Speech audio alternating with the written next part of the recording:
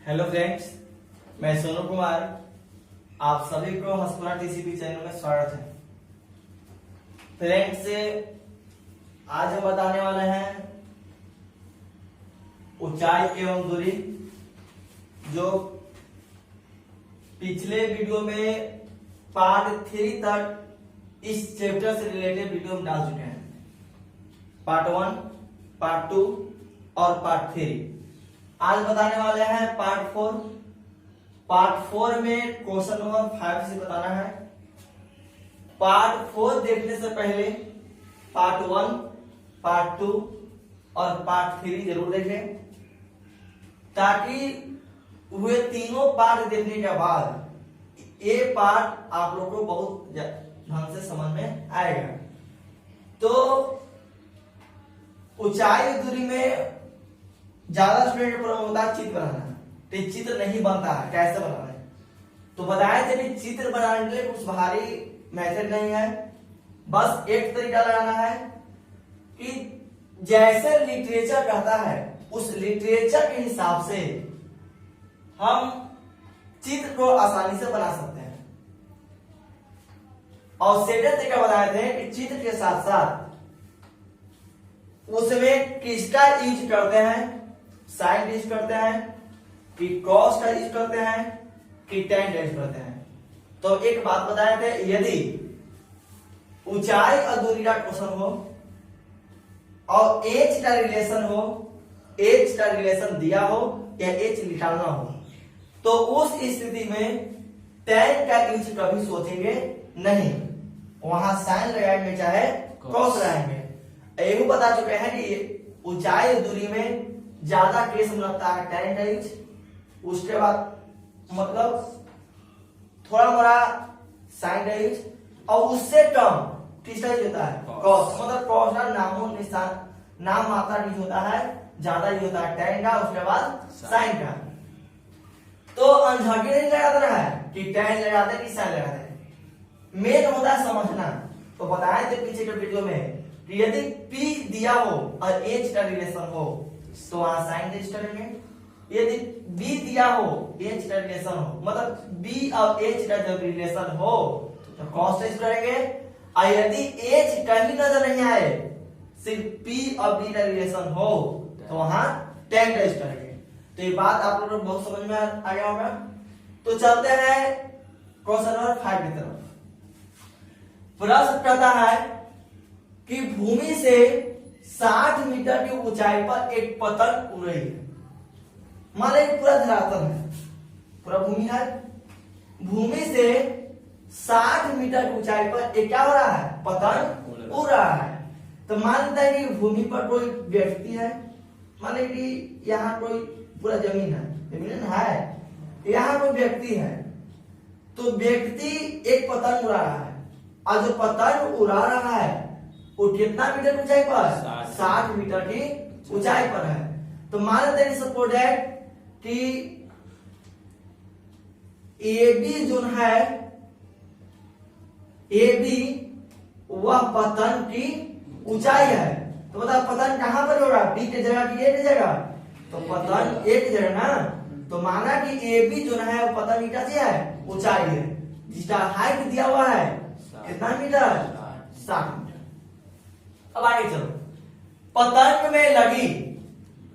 में लगी डोरी को अस्थायी रूप से भूमि के एक बिंदु से बांध दिया गया।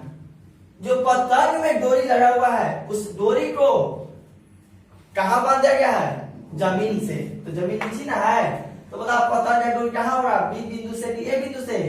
तो बचपन में सीखा होगा पतंग कैसे बनता है, इस तरह बनाया होगा, इसी ने बनाया होगा। तो बताओ रस्सी यही ना होगा बीच में। तो पतंग का रस्सी को हमेशा कहां से बांधा गया है, जमीन से बांध दिया गया है। तो मान लेते ही पतंग की डोरी है और इस डोरी को सी बिंदु से क्या किया, बांध दिया गया। अब आगे चलते हैं, मतलब सिंपल समझना है, बहुत सिंपल है। बांध दिया गया है, भूमि के साथ डोरी का झुकाव 60 है। अब बता भी दिया है पीछे क्लास में कि यूनियन कोण और अवनमन कोण बनाने के लिए एक क्षैतिज रेखा की बहुत जरूरत है। यदि नहीं मिलता है तो अपने मन से एक क्षैतिज रेखा ले सकते हैं। तो यहाँ तो दिया हुआ है कि भूमि के साथ डोरी का झुकाव कितना है, 60 डिग्री। डोरी का झुकाव किसके साथ, भूमि के साथ भूमि के साथ कितना डिग्री है, 60 डिग्री। 60 डिग्री है। यह मानकर कि डोरी में कोई ढील नहीं है, मतलब डोरी अच्छी तरह से तनी हुई है, मतलब टाइट है, कोई प्रॉब्लम इसमें नहीं है। तो डोरी की लंबाई क्या होगी, कितना सिंपल चित्र बन गया। तो चित्र बनाना कुछ भाई नहीं है, स्टेप बाय स्टेप भाषा पढ़ना है और इस स्टेप के हिसाब से चित्र बन गया तो 90% हमारा कैलकुलेशन हो चुका है। बचे 10% और 10% बताए थे कि क्या करना है। तो सबसे पहले मान लिया जाता है और वही चीज मानेंगे जांची हमको निकालना होगा। तो डोरी की लंबाई, और डोरी असली में एसी है, तो माना कि एसी डोरी की क्या है, लंबाई।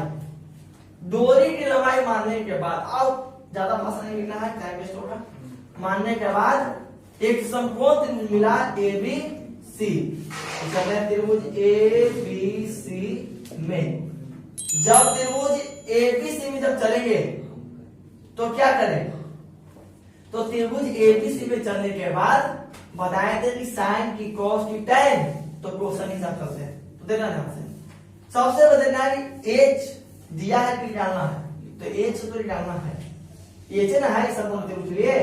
तो एच जब नजर आ गया तो फिक्स है कि tan तो कट होने वाला नहीं है, एक बच गया साइन और कॉस। तो देखे प्रश्न में कि एच निकालना है और लंब दिया हुआ है, इस एंगल के लिए लंब है और इस एंगल के लिए क्या है, ई लंब है। तो हमेशा एंगल ये बनता है ज्यादातर यूनियन कोण, तो इस एंगल के लिए लंब है, तो लंब दिया है और एच निकालना है। तो बताओ पी और एच किसका रिलेशन होता है, साइन का। तो साइन थीटा और थीटा का मान 60 बराबर। और जानते हैं साइन थीटा का सूत्र होता है पी बाई एच। तो पी क्या है, तो पी का मान ए बी है और एच का मान एसी। अब इसके आगे कैलकुलेशन, साइन 60 का मान होता है 3/2 ए बी, ए बी का मान होता है 60 है। एसी कुछ नहीं पता है, कॉस मल्टीपल गुना करेंगे तो एसी में √3 से गुना होगा तो √3 एसी बराबर 60 गुना 120।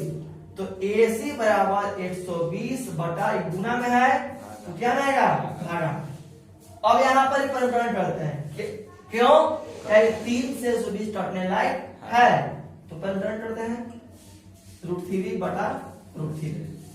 तो 120 √3 बटा 3 दिया है और 9 का वर्गमूल 3 से कटेगा 120 टेबल में 40 में, तो 40 √3।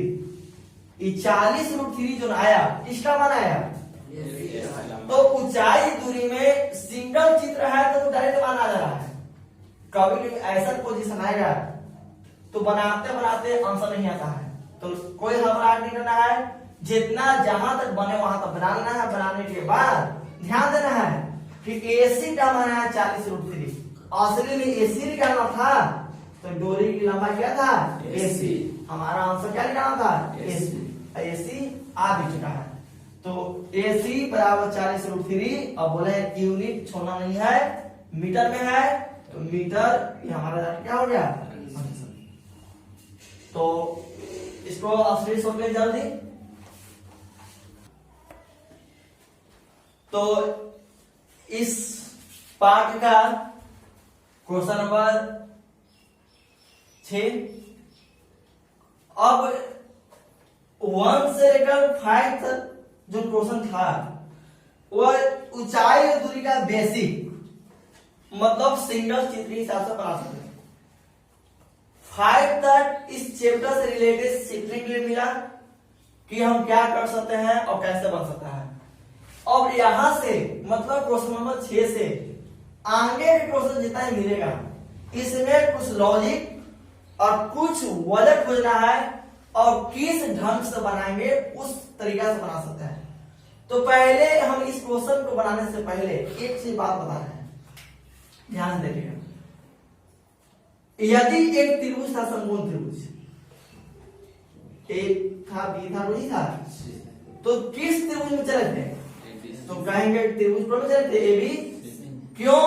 क्योंकि यहाँ एक ही त्रिभुज है इसलिए। बल्कि जब एक चित्र में डबल त्रिभुज मिल गया इस तरह ए बी सी डी, जब एक चित्र में डबल चित्र मिलता है मतलब डबल समकोण त्रिभुज बनता है। ध्यान दीजिएगा, एक समकोण त्रिभुज बना ए बी सी और एक समकोण त्रिभुज बना ए बी डी। कहीं 90 डिग्री हमेशा सामने होना चाहिए। 90 है ना, इस बी, इस सी के लिए बी है और डी के लिए बी है, तो बी तो दोनों के लिए, सी के लिए भी लिखेंगे और डी के लिए भी लिखेंगे। तो जब डबल चित्र जिस कंडीशन में बनता है, क्योंकि अब आगे आने वाला है डबल चित्र, ट्रिपल चित्र, तो वहां क्या करेंगे? तो हम एक लॉजिक बता रहे हैं, उस लॉजिक के हिसाब से हम बना सकते हैं। क्या है लॉजिक? यदि किसी त्रिभुज में, किसी चित्र में डबल चित्र बनता है या ट्रिपल चित्र बनता है, तो ध्यान दीजिएगा कि वही त्रिभुज में चलना है, वही समकोण त्रिभुज में चलना है जिस समकोण त्रिभुज का पूरा भुजा मालूम होगा। क्या बोले? कि जब भी डबल चित्र बनता है या ट्रिपल चित्र बनता है, मतलब समकोण त्रिभुज बनेगा, तो वही त्रिभुज में चलेंगे जब उस त्रिभुज का भुजा पूरा पूरा मालूम होगा। कैसे? तो ध्यान दिया है 75, ठीक। हमारा मान निकालना सीधी का मान, कैसे निकालेंगे? तो एक प्रॉब्लम होगा, कोई स्टूडेंट बोलेगा कि कौन त्रिभुज में चले, एबीसी में चले कि त्रिभुज ए बी डी में चले, ये दोनों तो समकोण है। तो हमारा जवाब आएगा, देखेंगे कि त्रिभुज एबीसी में पूरा भुजा कोई मालूम है, पी मालूम रहा है, चाहे बी मालूम रहा है, चाहे एच मालूम रहा है, पूरा भुजा मालूम है, तो कहेंगे कि एबीसी में पूरा भुजा मालूम है, पूरे ना है, आधा ना है, तो मालूम है, हम चल सकते हैं।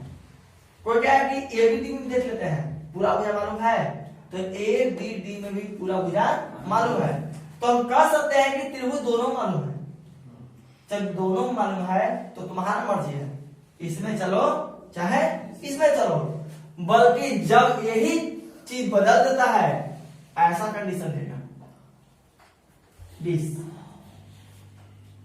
अब तुम्हारा मान पूछेगा ए बी का मान, तो किस में चलेगा?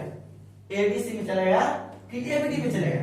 तो ध्यान देना, मतलब ये चीज बहुत इंपॉर्टेंट है, आई समझना बहुत जरूरी है। यदि बात समझते हैं तो एग्जाम में कोई स्टूडेंट बनाता है आधा घंटा प्रश्न, तो उससे हम पहले बना सकते हैं, मतलब 10 मिनट लगेगा या 15 मिनट लगेगा, आसानी से बना सकते हैं। बहुत जरूरी समझने की है, रट्टा छिपाने से फायदा नहीं होने वाला है। तो देखेंगे कि एबीसी में न बीसी मालूम है न ए बी मालूम है, तो अभी फंसने लायक अब छोड़ते हैं। ए बी डी में ध्यान दो, ए बी डी में न ए बी पूरा मालूम है न बी डी पूरा मालूम है। पहले पूरा देखेंगे, न ए बी पूरा मालूम है न बी डी पूरा मालूम है, न मालूम है, बल्कि ध्यान देगा तो त्रिभुज ए बी डी में पूरा न देकर आधा दे दिया है आधा। बीडी में सीडी आधा है, और सीडी किस त्रिभुज का भाग है? त्रिभुज ए बी डी का, मतलब ए बी सी में सीडी आ जाएगा। तो ध्यान देना है, कहने का मतलब कि वही त्रिभुज में चलना है जिस त्रिभुज में पूरा भुजा मालूम होगा। पहले जिसमें पूरा भुजा मालूम है उसमें पहले चलेंगे, उसके बाद जिसमें नहीं मालूम है उसके बाद में चलेंगे। ये पूरा के लिए था, बल्कि जब आधा देगा तब इसमें चलेंगे। तो ध्यान देना, त्रिभुज एबीसी में कुछ नहीं मालूम था, और त्रिभुज एबीडी में मालूम है भी, तो क्या मालूम है? आधा। तो किसी में चलेंगे? एबीडी में चलेंगे कि एबीसी में चलेंगे? तो कोई क्या है जिसमें भुजा मालूम उसमें चलेंगे? गलत। एबीडी में चलता है आंसर आएगा, बल्कि टाइम का बर्बादी बहुत होने वाला है। तो ध्यान देना है कि यदि आधा देता है तो उस त्रिभुज में न चल के हमेशा चलेंगे जिस त्रिभुज में नहीं कुछ मालूम है उसमें। तो कौन त्रिभुज चलेंगे? त्रिभुज ABC में। इसमें चलेंगे तो हमारा फायदा होने वाला है। जब ABD में चलेंगे तो फायदा के साथ साथ घाटा भी होने वाला है।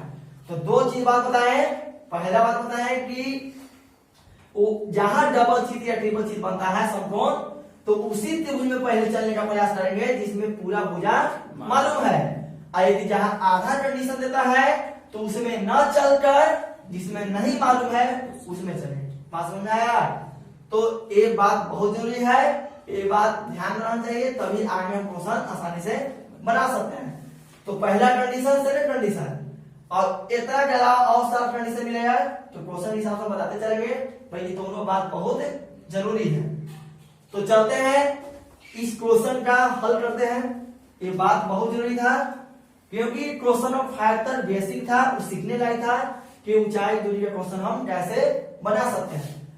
तो ध्यान दीजिएगा, मेन तो असली चित्र है, चित्र नहीं बनाना था स्टूडेंट को। तो ध्यान कहा कि 1.5 मीटर लंबा एक लड़का 30 मीटर ऊंचे एक भवन से कुछ दूरी पर खड़ा है। एक आभासी चीज लेना, मतलब वास्तविक चीज नहीं लेना, एक आभासी कि ऐसा चीज होगा। 1.5 मीटर लंबा एक लड़का, मान लेते हैं कि एक 1.5 मीटर का लंबा लड़का ये भी। अब क्या है कि 1.5 मीटर इतना हो रहा है तो हमको वास्तविकता नहीं मानना है, आभासी तौर मानना है। 1.5 मीटर लंबा एक क्या है? लड़का। ए भी लंबा एक लड़का 30 मीटर ऊंचे एक भवन से कुछ दूरी पर खड़ा है। जो लड़का जो है एक 30 मीटर ऊंचे भवन, मानते सीधी क्या है? भवन है जिसका हाइट कितना है? 30 मीटर। मतलब चित्र को ज्वाइन करते रहना है और एडजस्ट करना है, बनाते रहना है, फिर शुरू से पढ़ना है। 1.5 मीटर लंबा एक लड़का 30 मीटर ऊंचे एक भवन से कुछ दूरी पर क्या है? खड़ा है। ये दूरी नहीं हुआ, इतना दूरी पर खड़ा, पता नहीं कितना है पर खड़ा है। यहां तक कुछ प्रॉब्लम नहीं होना चाहिए। आगे चलते हैं। जब वह ऊंचे भवन पे जाता है, जो लड़का जो है किधर भी जाता है? ऊंचे भवन की ओर जाता, मतलब इधर क्यों ना। जब वह ऊंचे भवन की ओर जाता है तब उसकी आंख से भवन के शिखर का उन्नयन कोण 30 डिग्री से 60 हो जाता है। जैसी वह चलना प्रारंभ किया तो पहला स्थिति जब वह स्थिर था तो उसके भवन का शिखर का उन्नयन कोण कितना था? पहले 30 था। ध्यान दे, कुछ भाई नहीं है। जब वह लड़का ऊंचे भवन को जाता है तो जाना था, ठीक, जाता है तो उसकी आंख से भवन के शिखर का उन्नयन कोण 30 से कितना होता है? 60। तो जब वह स्थिर था तो कितना कोण पर था? 30। और जैसे ही चल दिया तो कितना हो गया? 60। बात समझ में आया? तो अब यहाँ उन्नयन कोण बनाना है। कैसे बनेगा? ऐसे बनेगा उन्नयन कोण।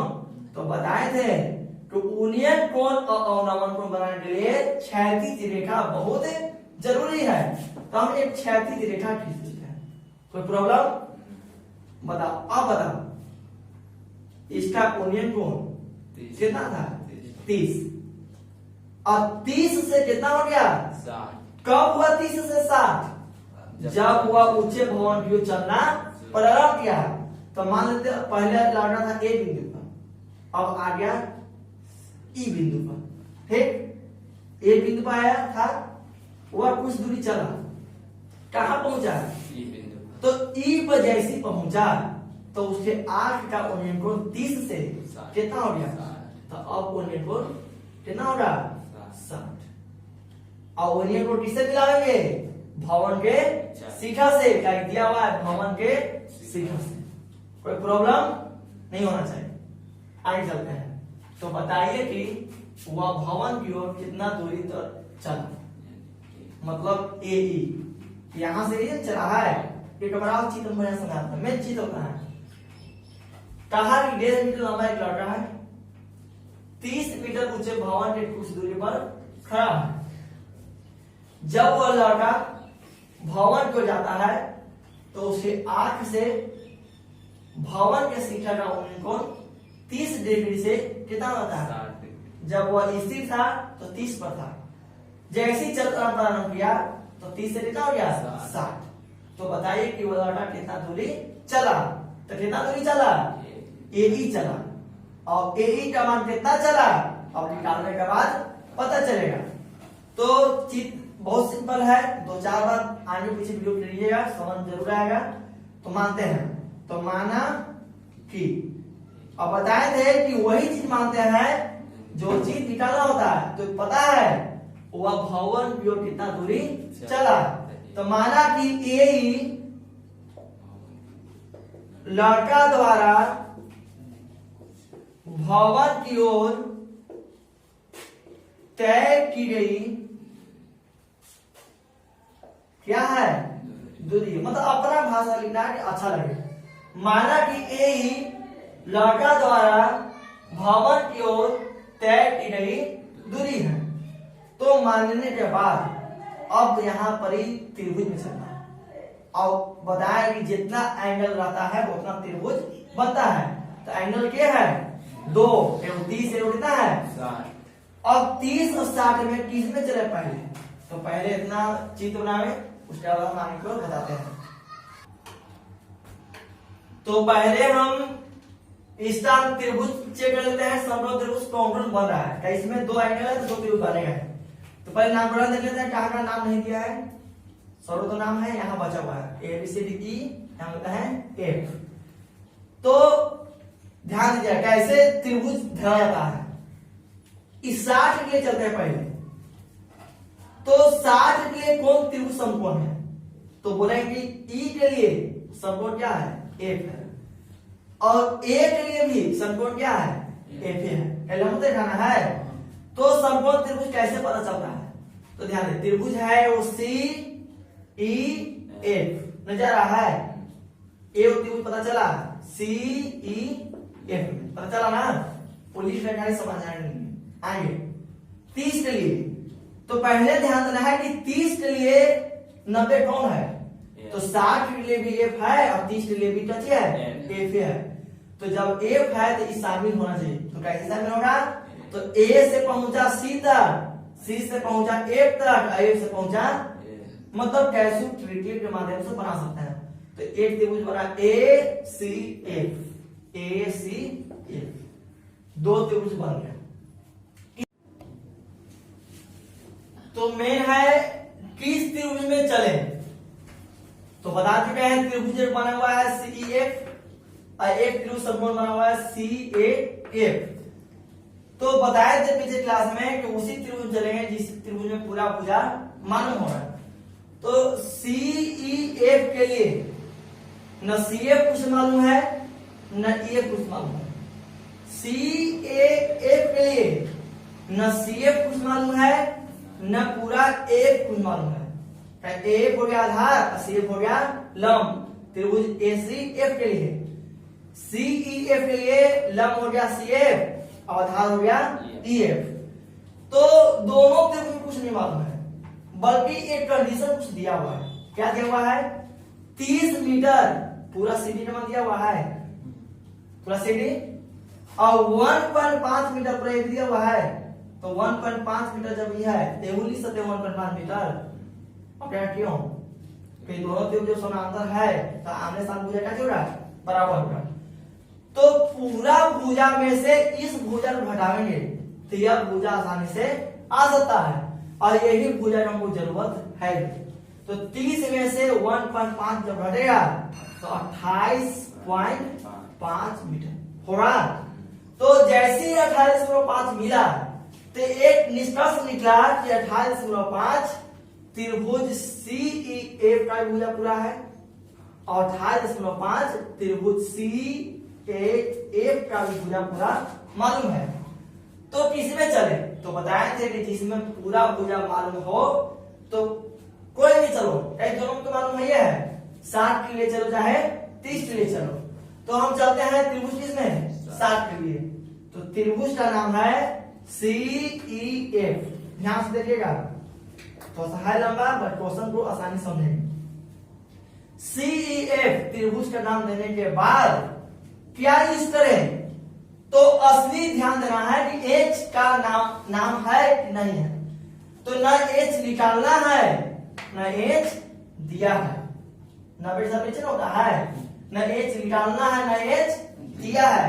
तो जब H का नामो निशान न हो तो साइन और कॉस का भी सोचने की जरूरत नहीं है। तो क्या सोचे, tan थीटा, थीटा का मान 60 बराबर tan थीटा से होता है लंब बटा आधार।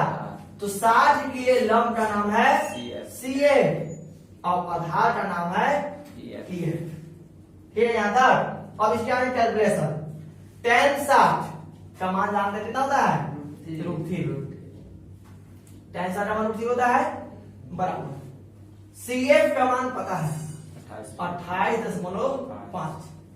EF का मान कुछ नहीं पता है, तो EF क्रॉस मल्टीपल गुना हो रहा, तो √3 EF बराबर 28.5। तो EF बराबर 28.5 गुना में है, तो क्या में होगा, भागा।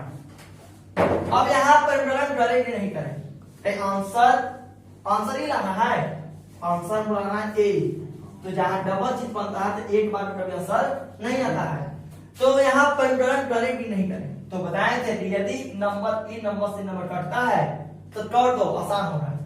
तो ध्यान दो, 3 तो नीचे आएगा कंप्यूटर करने के बाद, तो 8 5 13 और 13 2 15, 3 से कट जा रहा है तो कंप्यूटर कर दो, तो आसान हो जाएगा √3 बटा √3। तो 28.5 √3 बटा 9 और 9 3 और काटते हैं। तो 3 का बता दे नियम कि जोड़ने के बाद 3 से पूरा पूरा कट जाए। तो 8 5 13 13 2 15 कट जा रहा है, तो काटो कितना बार में 9 दिया है 27, कितना होता है 1 और 5 दिया है 15, 9.5 तो 9.5 √3। ठीक है, तो 9.5 √3 आया, किसका मान EF का मान है। बल्कि आंसर आ गया नहीं, एक और त्रिभुज बचा हुआ है, कौन त्रिभुज, CAF। तो पहले नाम से सब ले जाओ। तो चलते हैं त्रिभुज, एक और बचा हुआ है 60 के लिए चलते हैं, बस चलते हैं 30 के लिए। तो त्रिभुज है CAF, कैसा CAF बना है। त्रिभुज CAF में जब चलेंगे तो बता चुके हैं जब H का नामो निशान नहीं है तो H का भी सोचने की जरूरत नहीं, साइन और कॉस का भी सोचने की जरूरत नहीं है। तो tan थीटा, थीटा का मान कितना दिया है 30। लंब का मान 30 के लिए लंब कौन है बताओ, CE है कि CF है, तो बताइए त्रिभुज का पार्ट है तो CF है बटा। और 30 लिए आधार कौन है, AE EF BAF, तो पूरा है AF। ध्यान देना है इस पर। tan 30 का मान 1/√3, CF का मान 28.5 बटा AF का मान दिया है कुछ नहीं दिया है, तो AF लिख देंगे, क्रॉस मल्टीपल का गुना हो रहा है। तो AF बराबर 28.5 √3 हो रहा। तो AF का मान है 28.5 √3 आ गया, बल्कि हमारा आंसर असली क्या आना था AE का मान। तो AE कैसे निकालेंगे, तो ध्यान दो AF का मान आ चुका है, EF का मान भी आ चुका है। तो जब भी आंसर का आना होगा तो पूरा चित्र को फोकस करेंगे और समझेंगे कि कभी भी आंसर डायरेक्ट कभी आने वाला नहीं है। सिंगल चिन्ह आ जाता है बट डबल चिन्ह में डायरेक्ट आंसर नहीं आता है, कभी कभी आ जाता है बट पूरा 100% नहीं आने वाला है। तो कभी नंबर को घटाने पड़ता है, कभी नंबर को जोड़ने पड़ता है। तो पूरा भाग में से इस भाग को घटावेंगे, ये भाग आएगा तो क्या निकालना था AE। तो AE बराबर, तो AE बराबर निकालेंगे AF माइनस EF। ठीक है, AE को निकालने के लिए कंडीशन क्या होगा, AF माइनस EF। तो AF का मान पता है कितना, 28.5√3 माइनस, और EF मालूम है 9.5√3 मालूम है।